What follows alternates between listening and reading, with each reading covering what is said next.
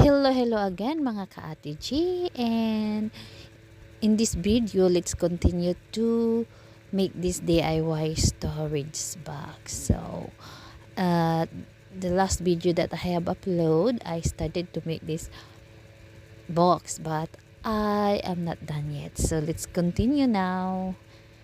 Be with me and let's see my intro first. Welcome to my channel. This is Ate G's Art and Daily Vlog. So as I said at my last video, I wrapping up the cover of this box with the rope. So now let's proceed to the main box. So it's let's wrap this main box. So because my rope is too small, so in order to finish quick, I put 4 rope in one time, so that it will not consume me a lot of time. So I put together the 4 rope and together I stick it so that we can finish our product so quick. So now I don't take a video into the entire wrapping of this box. So I all done it, and I also put the ribbon. So now I want to decorate the cover of the box because it's look like so simple. So I want to add more decoration. So here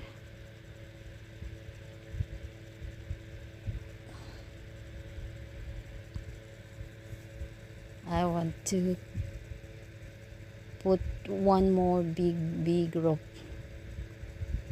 on the cover. Just simply stick it and like this.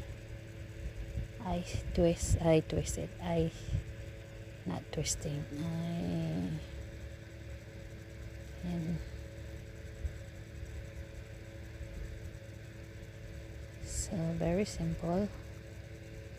So I want it this way.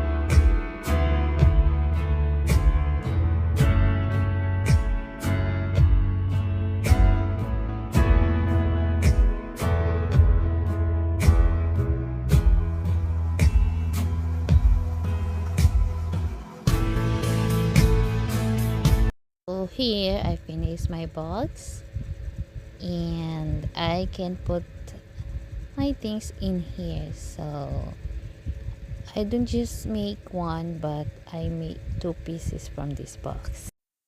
Thanks for watching, and if you like my video, please don't forget to like, subscribe, and hit the bell button so that you have notification in all the videos that I am going to upload. Enjoy watching and have a blessed day ahead, everyone.